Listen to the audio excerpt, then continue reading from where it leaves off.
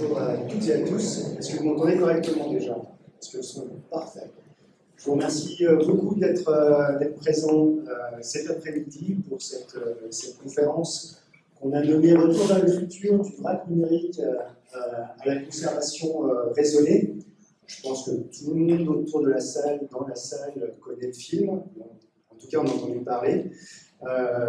Eh bien, on va voyager ensemble. Pendant ces 40 minutes, on va traverser le temps pour comprendre pourquoi aujourd'hui on est face à une situation de vrac numérique et comment, à l'avenir, on va être quasiment dans l'obligation d'avoir une gestion des archives qui soit beaucoup plus pragmatique et beaucoup plus raisonnée qu'aujourd'hui. Quelques chiffres déjà. Le premier, c'est que en 5 ans, le volume documentaire, ou plutôt le volume d'informations dans le monde, il a été multiplié par 300%. Déjà. Quand on sait que 90% de ces... Ah, on commence bien. Que 90%... J'ai besoin de l'appui de Victoria. Merci.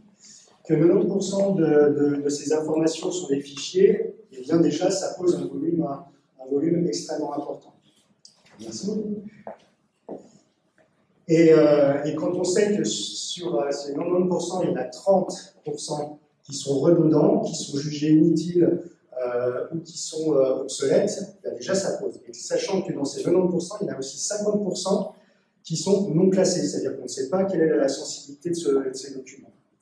Donc on est dans une situation qui peut être un peu périlleuse, et j'expliquerai pourquoi juste après. Cette présentation, elle se voit interactive. Donc je vous invite, je pense que vous avez tous un attel, à flasher le QR code qui est là, parce que je vais vous poser quelques questions, mais au-delà des questions qu'on va vous poser, je vous remercie par avance d'oser poser les vôtres. Tout au long de la présentation, il n'y a rien de pire que de faire un show sans interaction, donc moi j'adore qu'on bouscule un petit peu. Dites-moi si vous avez des difficultés techniques pour rejoindre cet outil qui s'appelle Mentimeter et qui va nous permettre d'interagir durant ces 40 minutes. Super, merci beaucoup. C'est encourageant.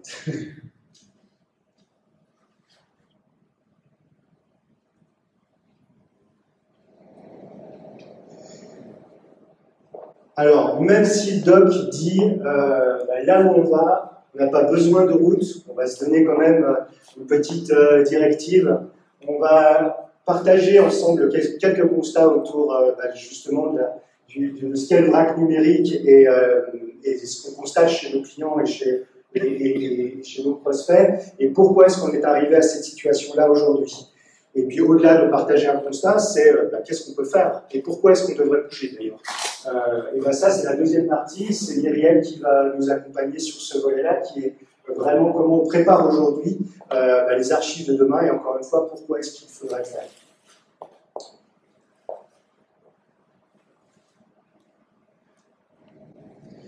Je vous avais dit, elle est interactive cette présentation, et n'hésitez pas à mettre ce qui vous passe par la tête.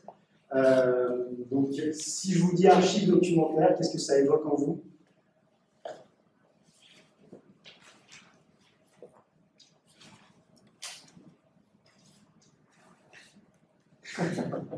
Merci, le premier mot.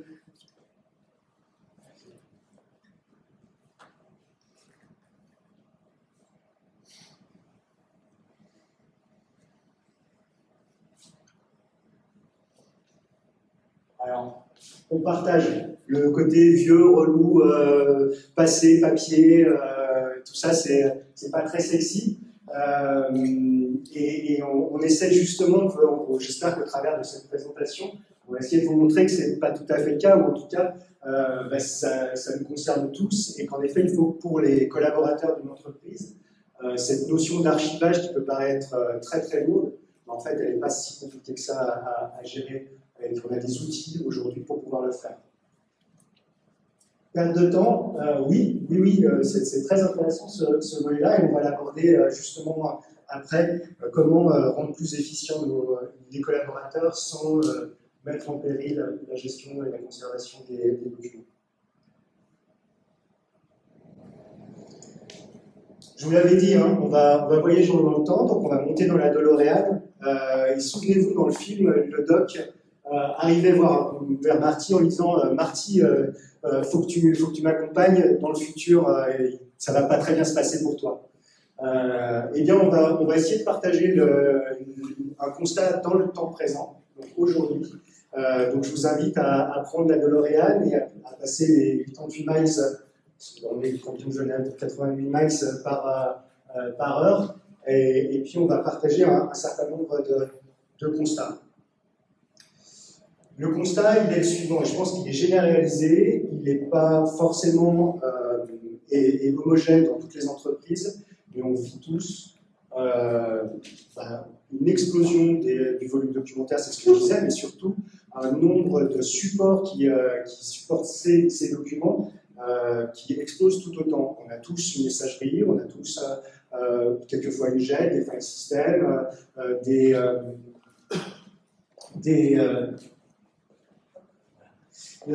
ERP, et on a aujourd'hui un sentiment d'être dépassé, une sorte de vague numérique, d'infobésité dans lequel on se trouve, et puis c'est quelque chose qui est pas nouveau. Ça a juste explosé ces dernières années, mais c'est pas nouveau. Et c'est ça le braque numérique. C'est le fait d'avoir finalement un ensemble d'amoncellements de documents sur lesquels on n'a plus de maîtrise. On ne sait même plus qui les a déposés, qui en est propriétaire. Quelquefois, ce sont des collaborateurs de très longue date qui les ont déposés et on ne sait pas pourquoi on les garde, mais en tout cas, il ne faut pas les supprimer. Et on est vraiment dans la difficulté. Et pour autant, jusqu'à présent, j'allais dire, c'est pas très grave, ça ne coûte pas très cher de stocker. Finalement, on perd un peu de temps au quotidien, mais c'est pas très important. Mais c'est en train de changer en fait. Vous le vivez, je pense que les conférences autour de la nouvelle loi sur la protection des données, auxquelles vous avez peut-être participé au sein du forum, en est un révélateur. Le non-respect de cette loi va jusqu'à 250 000 francs d'amende si on ne la respecte pas, c'est-à-dire si on n'a pas une traçabilité de ce qu'on fait des documents qui portent des données personnelles. À ça s'ajoute le fait que cette non-maîtrise du fonds patrimonial qui explose, jusqu'à présent il avait un coût assez faible, mais avec les solutions cloud, on va s'apercevoir à l'avenir que ce coût-là va exploser et qu'il va falloir le maîtriser, ne serait-ce que pour gérer ce budget qui est notamment entre les mains du DSI et qu'on va devoir le maîtriser. Et enfin, le troisième point, c'est pas enfin, et le troisième point, c'est on est dans un environnement où il va falloir préparer l'avenir, c'est-à-dire avoir un impact sur notre environnement qui est de plus en plus faible, et la gestion des documents n'y échappe pas, et j'allais dire c'est presque le premier axe sur lequel on peut travailler. Et puis, parlons un peu du quotidien, hein, moi je l'ai vécu, je le vis chez certains de nos clients. Il est difficile quelquefois de trouver le bon document au bon moment et d'être sûr que c'est un document valable et pour prendre la bonne décision. Donc, on passe quelquefois beaucoup de temps et il y a des statistiques là-dessus de plus en plus importantes qui font qu'on perd du temps au quotidien et on est de moins en moins efficient. Donc, nom de Zeus, c'est le bordel. Qu'est-ce qu'on peut faire? Comme dirait Marty, c'est papier. Pour comprendre pourquoi est-ce qu'on en est arrivé là, on remonte dans la DeLorean. On repasse les 88 miles par heure, on va dans le passé. Et on se dit, mais qu'est-ce qui s'est passé pour qu'on en arrive là, en fait? Eh bien, en fait, il y a eu deux grandes périodes. On parlait du papier tout à l'heure. Dans beaucoup d'entreprises, lorsqu'on travaillait autour du papier, il y avait des gouvernances qui étaient en place, des directives. Elles étaient respectées parce que tout était géré au sein de l'entreprise. Et lorsqu'on a digitalisé ces documents papier, eh bien, les gouvernances étaient toujours en place. Il y a eu un petit rupteur qui était assez fort, qui a été le Covid. On a mis en place des solutions de type Microsoft 365, des solutions cloud, de manière extrêmement rapide, et c'est tout à fait normal, parce qu'il fallait que les gens puissent continuer à travailler de chez eux. Sauf que ça s'est fait sans directive, ça s'est fait sans maîtrise, et qu'aujourd'hui, eh bien, les collaborateurs, et heureusement, j'allais dire, Microsoft dit qu'on a gagné 10 ans sur les pratiques digitales grâce au Covid. Eh bien, les utilisateurs aujourd'hui s'attendent à avoir un continuum d'usage, quel que soit le temps, le lieu, le device utilisé. Ils veulent que ce soit simple, vous avez parlé de perte de temps et d'ennui, ils veulent que ce soit simple, que ce soit efficace, qu'on puisse trouver l'information, qu'on puisse la partager en interne comme en externe, il faut que ce soit extrêmement rapide, et tout ça de manière fluide. Parfait. Sauf qu'à l'opposé, on a cassé du coup un certain nombre de bonnes pratiques en matière de gouvernance qui fait que les entreprises aujourd'hui, avec une fois le Covid et l'arrivée du cloud de manière massive, on a une perte de certaines gouvernances et politiques qui ont été mises à mal. Voilà. On a des calendriers de conservation qui sont plus maîtrisés. On a de la traçabilité surtout des documents qui ne s'effectuent plus parce qu'on bascule du on-premise vers le cloud où on a une multiplication des sources d'informations et on perd ces éléments-là. On a de plus en plus de redondance documentaire, de présence sur le file system, dans la messagerie, dans votre ERP. Et puis on a finalement un bel usage des outils digitaux, mais une faible maturité des utilisateurs par rapport aux risques qu'ils prennent par rapport à ces usages. Et on en revient à la sécurité des données, on en revient à la loi sur la protection des données. C'est des choses sur lesquelles les collaborateurs des entreprises ne sont pas forcément formés. Et tout ça, ça met en péril l'entreprise, puisque, que ce soit dans le monde bancaire, de la santé, il y a des normes, il y a des lois qui s'appliquent, la FINMA, la FDA pour la santé, pour la Confédération impose un certain nombre de lois et de normes pour les cantons et les villes. Et les entreprises se retrouvent quelquefois face à des outils qui sont réalisés, des non-conformités, et avec des difficultés pour y remédier. Donc on est dans une confrontation aujourd'hui entre la vision du collaborateur, je veux être efficace au quotidien, et la vision de l'entreprise qui est, moi je veux une maîtrise de bout en bout de la production du document jusqu'à sa destruction. Est-ce que ce phénomène que je constate, moi, chez mes prospects et clients, est-ce que c'est quelque chose que vous constatez? Oui, totalement, partiellement ou pas du tout.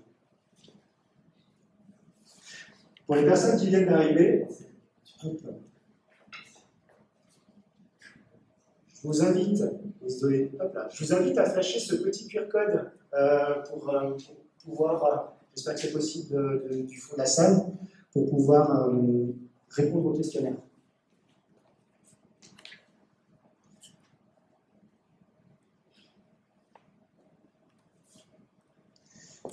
Alors, bien entendu, il y a l'hétérogénéité, il y a des entreprises qui ont une pleine maîtrise. Ah, je viens pas du tout. Alors, ça, je suis ravi de l'entendre. C'est extrêmement positif pour moi. Je serais ravi de discuter avec cette personne, d'ailleurs, pour savoir ce qui a fait qu'elle n'a plus pas ce sentiment-là. Je vous remercie.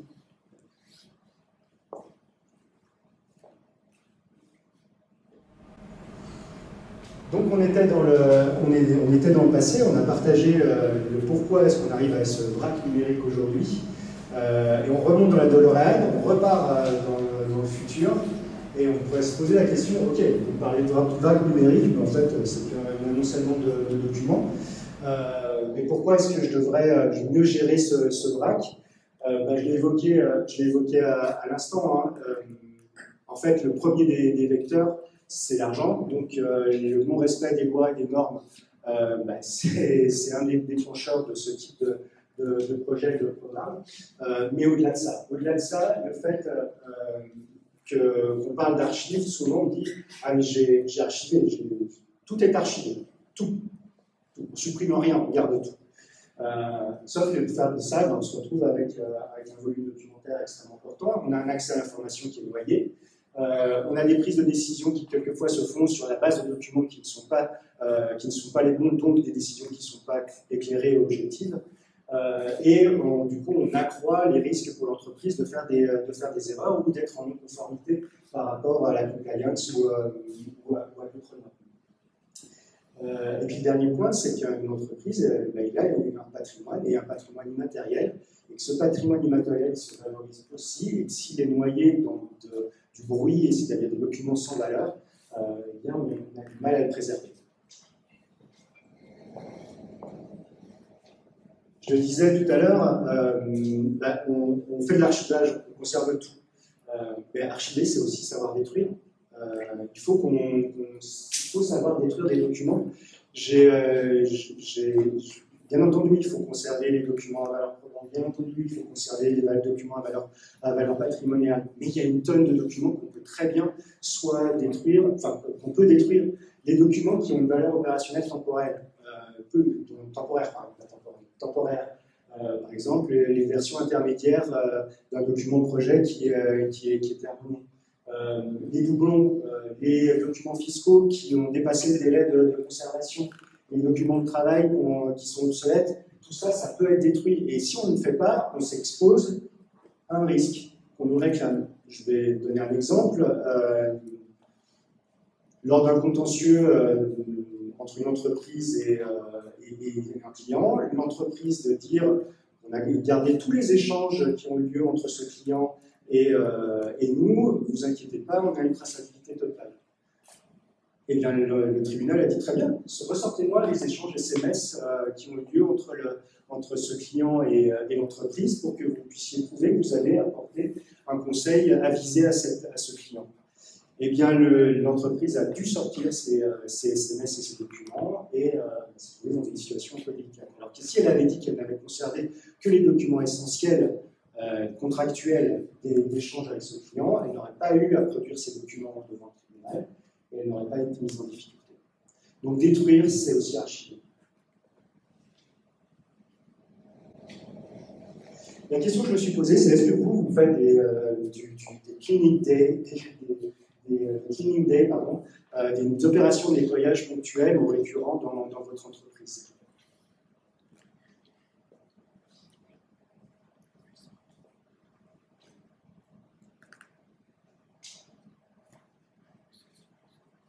C'est partagé.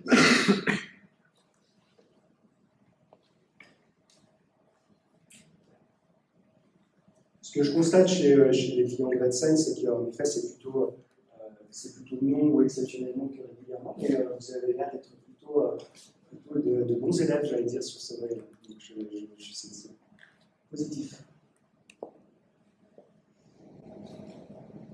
Alors, vous allez me dire, super, c'est génial, on a parlé de vrac numérique, des risques qu'on avait à tout conserver. Mais qu'est-ce qu'on peut faire? Parce qu'on est sous là, et le volume est tellement important qu'on est submergé. Je vais passer la parole à Muriel qui va vous expliquer comment pouvoir retrouver la maîtrise de l'information. Merci à vous. Oui, alors c'est bien, je suis aussi épatée de voir les résultats sur le Cleaning Day. On a vraiment tous les cas de figure, mais c'est encore souvent beaucoup de nombreux cas de vrac numérique. Le Cleaning Day, Cleaning Day se situe quand on implique tous les utilisateurs, ils vont être sur leur périmètre de travail d'activité. Il nous reste encore tout le vrac issu du passé et puis beaucoup de choses qu'on a recréées, même ces derniers temps, mais dans un passé très proche. On a des vracs numériques qui datent, mais on a recommencé à créer du vrac numérique depuis le Covid et on en crée toujours. Donc qu'est-ce qu'on fait? La question, c'est comment on retrouve la maîtrise de cette information, comment on maîtrise ce qu'on a produit dans le passé, mais essayer d'aller plus loin et se dire comment on fait pour éviter de reproduire ce cas de figure et éviter d'avoir à se poser les mêmes questions et de mettre en place les mêmes démarches. C'est ce qu'on va voir. Alors aujourd'hui, traiter humainement Cleaning Day, très bien. Chacun fait son petit ménage. Okay. Traiter humainement, c'est vrac numérique quand on a des choses qui sont très anciennes, quand on a des applications qui sont plus utilisées, qui sont décommissionnées, quand on a des serveurs partagés où on retrouve des fichiers qui ont une dizaine d'années parfois, plus d'une dizaine d'années. Comment fait-on? Humainement, ce n'est pas possible. On arrive à de tels volumes qu'il est impossible de demander à des personnes d'aller trier, d'aller replonger dans des très vieux fichiers. Ça a un coût, ça a un délai en termes de ressources, c'est impliqué beaucoup de gens, c'est impliqué sur des temps longs, et donc ça a forcément un coût. L'autre problème auquel on se retrouve confronté, moi je l'ai vu dans différents cas, notamment dans la pharmacie, c'est d'avoir on demande à des gens leur opinion, est-ce qu'on peut supprimer, est-ce qu'on ne peut pas supprimer des informations qui sont dans des applications qui ne sont plus utilisées. Sauf que ces gens-là, à cet instant T, ne savent pas, alors déjà il faut accéder à l'information, parfois c'est déjà compliqué techniquement, et ces gens-là ne savent pas forcément comment cette information a été produite, quel est le bon document, la bonne version du document, pourquoi ça a été produit de cette façon. Et globalement, on a des personnes, des métiers, qui nous répondent, on ne peut pas statuer. Moi, je ne me positionne pas sur le fait de détruire cette information. Je ne peux pas dire si elle n'a plus de valeur ou pas. Et donc, on a des gens qui ont du mal à se positionner, à répondre à cette question. Donc, on se retrouve avec un problème. Enfin, humainement, on ne peut pas traiter tout ça pour différentes raisons. Mais voilà, aujourd'hui, on a des outils. On a l'intelligence artificielle, le mot magique. Alors oui, ça va nous aider. L'intelligence artificielle, je dis aujourd'hui, mais dans les faits, ce sont des technologies qui existent déjà depuis un certain temps, déjà depuis plusieurs années. Simplement, on arrive à un niveau de maturité, à avoir des outils qui sont maintenant, je dirais, packagés de manière à ce que ce soit beaucoup plus simple à utiliser, à mettre en œuvre et à obtenir des résultats plus rapidement. Mais ces technologies existent effectivement depuis pas mal de temps. Alors, on va utiliser donc des outils qui vont nous permettre de répondre à ces besoins, à ces problématiques, d'analyser des énormes volumes, mais et dans ces outils, on va avoir une famille maintenant sur le marché, un panel d'outils assez large qui ont des philosophies différentes, qui ont des périmètres fonctionnels différents, avec des outils qui couvrent des objectifs plutôt très ciblés sur le nettoyage et l'archivage, le tri. Je supprime et j'archive ce que je dois garder, des outils qui sont plus orientés sur l'analyse, et je vais analyser le niveau de sécurité, de confidentialité que je veux apporter sur des documents qui sont assez anciens ou qui sont dans des serveurs sur lesquels je n'ai aucune métadonnée, aucune gestion. Donc on a des outils qui vont être orientés sur ces aspects-là, puis on a des outils qui ont un panel de fonctionnalités plus large qui visent vraiment à pouvoir permettre de traiter, d'agir sur l'ensemble de la gouvernance de ces informations, de ces documents. Donc là, je vais non pas vous faire une présentation d'outils parce qu'on n'aurait pas le temps, ce serait peu efficace et peu intéressant, mais à partir d'un exemple sur des projets que l'on mène chez nos clients, avec un outil qui est l'outil Discover de leur team, de vous montrer un peu plutôt la méthodologie, les points importants qu'il faut prendre en compte dans ce type de projet pour pouvoir utiliser pleinement les capacités de ces outils. Donc on va travailler avec une méthodologie, je dirais, progressive, itérative, et qui soit généralisable. Et c'est ça l'intérêt de ces projets, c'est d'utiliser les outils et d'aller au-delà pour arriver à maîtriser son information, maîtriser la gouvernance de cette information. Dans un premier temps, on a une première approche. Le principe, c'est de dire on va se donner une première vision d'un périmètre documentaire sur lequel on veut faire une analyse, on veut avoir une idée plus précise. Donc la première chose, c'est déjà de bien choisir les sources qu'on va analyser. Ça, c'est le premier point important, c'est et là je sors de l'outil, je reviens à l'humain, c'est de cadrer son projet, de définir son projet. On peut avoir tous les outils du monde les plus perfectionnés soient-ils, ils vous donneront des réponses à vos questions, on peut faire une analyse, une indexation automatique. Si je cadre mon projet, si je définis mes enjeux, les risques tels que les a évoqués Arnaud, les objectifs, le type d'information que je veux traiter et les traitements que je veux appliquer, je serai beaucoup plus pertinent, beaucoup plus efficace. Donc cette première partie, cette phase de cadrage d'un projet est essentielle, même si j'ai des outils géniaux de l'intelligence artificielle. Cadrer son projet, définir ses enjeux, ses objectifs, les périmètres d'information, les traitements qu'on veut appliquer, c'est déterminant pour le succès et l'intérêt de ces projets. Donc on va choisir effectivement un périmètre informationnel et on va dans un premier temps peut-être rester sur des critères assez génériques qui ne sont pas forcément les plus extraordinaires d'un point de vue intelligence artificielle, mais l'idée c'est vraiment de se donner une première vision. Et à partir de là, s'orienter, j'ai choisi plusieurs types de sources et je vais regarder là quelles sont les sources que je vais traiter en priorité parce que j'ai vraiment des choses très anciennes, peut-être que je pourrais vraiment très vite nettoyer cette partie-là, ou parce que je sais qu'au contraire, dans une source, j'ai le risque fort d'avoir de la donnée personnelle, ou de la donnée qui est soumise à des obligations réglementaires fortes. Donc je vais déjà faire une première vision qui va me permettre d'affiner ma stratégie. Donc, méthodologie progressive, je vais commencer d'une certaine manière avec une technique d'entonnoir et je vais affiner mon analyse. Ce qui est intéressant dans cette toute première approche, c'est que ça peut déjà donner des premiers axes de travail, notamment quand on travaille sur l'objectif d'assainissement, de nettoyage, d'optimisation des serveurs de stockage, on va déjà pouvoir, avec une première vision de ce type-là, se dire, ben voilà, j'ai des fichiers qui datent de plus de 10 ans, qui ne sont jamais consultés, ceux-là, déjà, je peux assainir, je vais pouvoir nettoyer. Je ne dis pas qu'on va les supprimer tout de suite, peut-être qu'il faudra les demander un accord, ceci et cela, mais je sais les repérer, je sais les isoler, éventuellement les déplacer ou les supprimer tout de suite. Donc cette première vision, sur des critères assez simples, permet déjà d'avancer sur l'aspect de l'assainissement du nettoyage. Ensuite, on va aller plus loin et on va passer dans cette phase d'analyse plus performante, je dirais plus pertinente.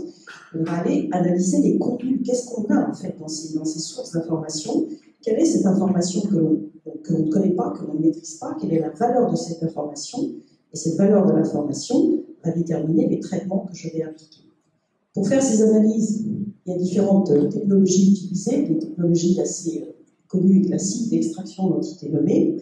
Et là-dessus, plus on aura déjà d'éléments dans l'organisation, c'est-à-dire des référentiels, des listes, plus on va pouvoir enrichir l'outil pour qu'il fasse son analyse. Si j'ai des listes de fournisseurs, des listes de clients, des listes de salariés, on va pouvoir donner tout ça et faire en sorte que l'outil puisse travailler à partir de ces listes pour reconnaître et extraire ces entités nommées.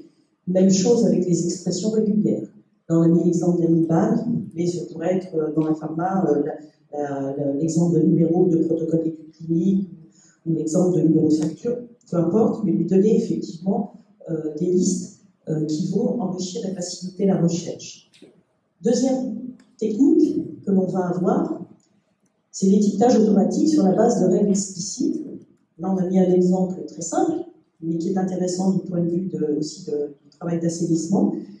C'est repérer le poids d'un fichier et se dire, j'ai beaucoup de fichiers assez lourds, est-ce que vraiment j'ai besoin de les garder? Qu'est-ce que j'ai comme information dedans? Est-ce que c'est l'image, est-ce qu'elle a un intérêt ou pas? Et qu'est-ce que j'ai à l'intérieur? Donc je peux aussi avoir une stratégie par typologie de fichier, et en l'occurrence sur le poids. Même principe que ce que j'évoquais tout à l'heure. Je sais par l'analyse les isoler, les identifier, les isoler, les déplacer, et je pourrai ensuite décider du traitement que je vais appliquer à ces fichiers. Classement automatique par apprentissage. Donc là, on donne des corpus, on donne un outil, un corpus documentaire à apprendre, qui analyse le contenu de manière à ce qu'il soit capable derrière d'identifier et de taguer un document, soit un contrat, une facture, un protocole ou autre, et qui soit capable par l'analyse du contenu d'identifier la nature de ce document et de le taguer. Tout l'intérêt de ces différentes technologies, c'est d'extraire de l'information et d'enrichir en fait la connaissance que l'on a sur cette information. Je vais extraire des noms, je vais extraire des expressions régulières, je vais isoler, je vais identifier les fichiers qui ont un poids important, je vais pouvoir taguer des fichiers, facture, contrat, protocole ou tout autre exemple. J'enrichis ma connaissance de l'information sur mon corpus documentaire qui jusque-là est un vrac. Cet enrichissement, c'est derrière la capacité à pouvoir structurer déjà ce vrac. Ce qui est un vrac devient une information que l'on commence à structurer. Et puis bien sûr, derrière, au-delà de la structuration, je vais pouvoir envisager le traitement de cette information en fonction des caractéristiques que j'aurai identifiées. Donc on a effectivement cette démarche très progressive, hein, du plus large, je dirais, au plus fin, au plus technique. Ce qui va être très important en termes de méthodologie, ça ce sont des capacités de l'outil, mais en termes de méthodologie, ce qui va être très important, c'est d'une part de bien identifier, comme on l'a vu précédemment, ce qu'on veut analyser, d'identifier les ressources que l'on a en interne pour enrichir ce que veut faire l'outil, mais surtout d'avoir une approche critique. En fait, on a un peu le sentiment parfois que les personnes avec lesquelles on travaille sur ces projets s'attendent à avoir un résultat immédiat, rapide, ça va tomber tout seul, l'outil sait faire, il est intelligent, ça va tomber. Oui, bien sûr, les capacités, tous les problèmes qu'on a humainement, le volume, le délai, le coût, ça c'est parfait. Mais il va falloir avoir cette approche critique, c'est-à-dire si je définis un certain nombre de critères, si je fais apprendre à mon outil comment classer des documents, ce qui va être très intéressant, et dans le cas dans ce cas-là, on ne voit pas là sur l'écran, mais c'est une possibilité, c'est que l'outil qui a appris, qui a fait un apprentissage automatique, propose, quand on lui donne un corpus documentaire, un tag pour chaque document, une classification de chaque document. Il propose avec des pourcentages de pertinence. Si on est d'accord, très bien. Si on n'est pas d'accord, on va ajuster, on va corriger. Et l'outil va réapprendre. Donc on fait une sorte de tuning pour affiner les résultats et augmenter la pertinence de l'analyse. Et c'est là où, au-delà de l'outil, il est important quand même de gérer ces projets et d'amener de la compréhension, de l'expertise, de la connaissance pour optimiser ce que l'outil sait faire et qu'on ne sait pas faire tout seul. Donc c'est là où c'est encore une fois important en termes de méthodologie. On a des outils, il y a quand même un peu d'énergie, un peu de ressources à amener pour optimiser ce qu'on va faire avec ces types d'outils. Alors, ce qui est intéressant, c'est que, en général, l'ensemble de ces outils propose des tableaux de bord, donc ça permet de suivre, ça permet de s'orienter, ça permet d'affiner. Ces tableaux de bord affichent un certain nombre de critères qu'on a choisis, qu'on lui a demandé d'analyser. Là, on est sur un tableau de bord qui est plutôt aux ressources humaines, donc on voit déjà tout ce qui est données personnelles, et on va pouvoir affiner cette analyse à partir de ces critères. Et c'est là où je dis aussi de l'itération, c'est-à-dire qu'on va avoir un premier résultat, un tableau de bord, et je vais pouvoir affiner, je pourrais cliquer sur les dates de fin de contrat pour savoir exactement quels sont les contrats sur lesquels je vais avoir à agir rapidement, parce que j'ai dépassé ou je vais arriver à la fin du contrat, comment je vais gérer ces données, comment je vais suivre ces données personnelles si la personne n'est plus dans l'entreprise. Alors dernière étape, on va traiter, une fois qu'on a identifié, une fois qu'on a enrichi, une fois qu'on a structuré, qualifié, isolé, enfin, on va justement avoir un traitement, une démarche qui va répondre à mes stratégies. Si c'est de l'assainissement, mes gros fichiers, je les isole, je les déplace et je vais les traiter. Je vais peut-être demander à quelqu'un de valider ou pas ce que je peux jeter ou pas. Si j'ai fait une analyse de doublons, c'est pareil, je peux déplacer tous mes doublons et aller demander aux personnes concernées si je peux supprimer ou pas. On va peut-être mettre en place un processus. Donc, des traitements, des actions manuelles, puis aussi des actions automatiques. C'est-à-dire, je vais pouvoir mettre en place, à la suite d'une analyse, un workflow pour effectivement proposer un processus de validation, de destruction ou de validation d'une migration, parce que ce sont des données que j'ai identifiées, taguées comme données riches, intéressantes. Je vais peut-être les déplacer, les isoler et les migrer dans une autre application. Où je vais, elles sont anciennes, elles sont intéressantes, elles ont une valeur légale encore. Je vais les isoler, les taguer et les déplacer, demander à l'outil de les déplacer dans un système d'archivage. Donc voilà, donc ça, c'est ce qu'on fait. On peut faire tout ça avec des outils, avec de la méthodologie, sur du vrac numérique du passé, du vrac numérique qu'on a créé au présent. Et ce qui est encore plus intéressant, c'est de capitaliser sur cette démarche, sur ce qu'on a mis en place, sur cette méthodologie justement, sur ces critères qui ont été définis, sur ces analyses qui ont été faites, pour pouvoir gérer les flux courants d'informations. Et de cette manière-là, passer du présent et aller vers le futur pour la création de l'archive du futur. Et une archive qui sera structurée, connue, enrichie, valorisée et maîtrisée. Donc l'idée, c'est d'utiliser la même démarche, la même méthodologie, de l'appliquer sur des flux récurrents et de gérer ces informations au jour le jour. Donc de mettre en place une stratégie d'assainissement permanente, de gouvernance permanente. Ce qui est intéressant, c'est que dans certaines familles d'outils, et c'est le cas dans cet outil utilisé, on va pouvoir aller jusqu'à gérer le cycle de vie de l'information, c'est-à-dire intégrer un référentiel de conservation, intégrer des données liées au cycle de vie qui définissent donc le passage fin de valeur égale, fin de durée d'utilité administrative, versement dans un système d'archivage. On va pouvoir intégrer ces données, pousser ces règles dans les sources d'information et ainsi gérer des flux et passer des documents d'un système à un autre. Donc, c'est une présentation très rapide, mais l'idée, c'est ça, c'est de maîtriser, connaître les informations dont on dispose, les maîtriser, améliorer le passé, le présent, et surtout anticiper et mettre en place des principes de gouvernance pour gérer le futur, ce qui va tomber dans le futur. Alors, selon vous, dans vos organisations, quels seraient ou quel est le principal levier pour générer, pour déclencher en fait un projet de ce type-là, de traitement du vrac numérique? Est-ce qu'on est plutôt dans de la mise en conformité, dans de la maîtrise de la sécurité des accès, parce que j'ai des informations dans de multiples systèmes et que je ne maîtrise pas forcément très bien tout ce qui est à caractère confidentiel, les accès sur ces informations? Est-ce que c'est retrouver des informations dans un cadre contentieux ou valoriser la connaissance, comme un certain nombre de managers l'expriment dans les sondages?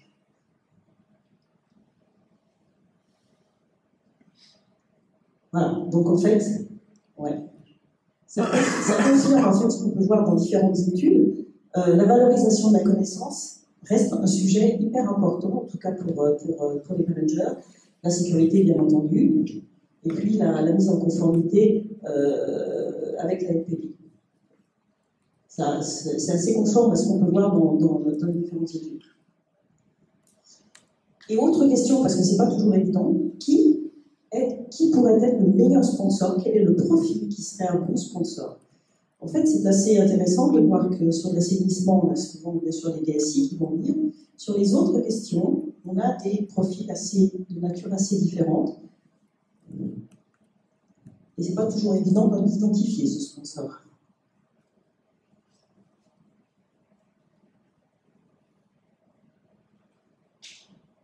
Voilà, ok, d'accord. Donc direction, voilà, c'est souvent la direction, ouais, tout à fait. Gestion des bibliothèques, c'est ça, c'est plus, alors ce sera plus pour le patrimoine, quand on a des fonds patrimoniaux. L'organisation publique aussi. Oui. L'université. Voilà, c'est ça, ouais. Ouais, c'est ça. Ok. Je vais juste encore un point. Donc voilà, donc, tout ça pour ces questions, parce qu'on observe effectivement que c'est pas toujours évident de trouver des sponsors. C'est des projets qui sont vraiment efficaces, vraiment intéressants, mais on a du mal à les faire, je dirais que c'est pas toujours évident de convaincre les directions, justement, de convaincre les managers de rentrer dans ce type de démarche. Et ce qu'on observe, ce qui peut être intéressant, c'est de commencer sur un petit périmètre informationnel limité, critères limités, dans un délai assez court, et qui permettent de tout de suite, très rapidement, mettre en évidence les premières mesures d'assainissement. En fait, l'idée, c'est de démontrer pour convaincre, et ensuite, on arrive à déployer une stratégie plus globale. Mais il y a vraiment cette idée. Sur ces projets-là, aujourd'hui en tout cas, on a vraiment besoin de démontrer et de convaincre avant de mettre en place une vraie stratégie globale. Arnaud, je vais te laisser conclure.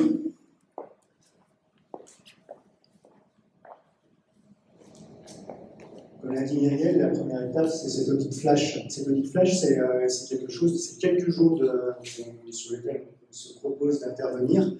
C'est très peu coûteux et ça permet surtout d'avoir une vision objective de la situation et quelquefois de se dire, bah, finalement, tout va bien et le risque qu'on prend, il est maîtrisé, donc je vais m'arrêter là.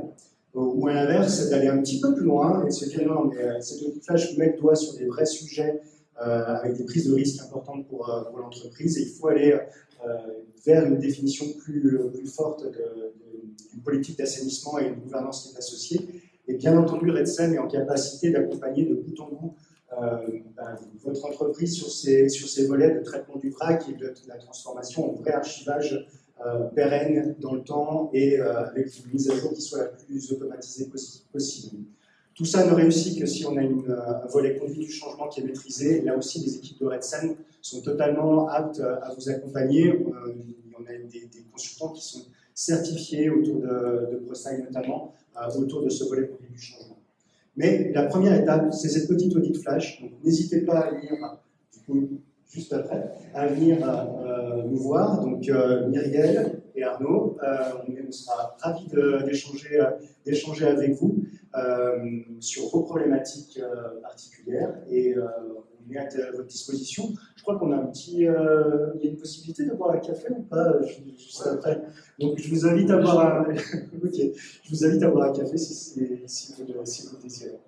Je crois qu'on a terminé, d'ailleurs la porte vient de s'ouvrir, donc je crois qu'on dit gentiment qu'on a épuisé notre temps. J'espère que ça a suscité l'intérêt de votre côté et merci de votre présence. C'est un plaisir.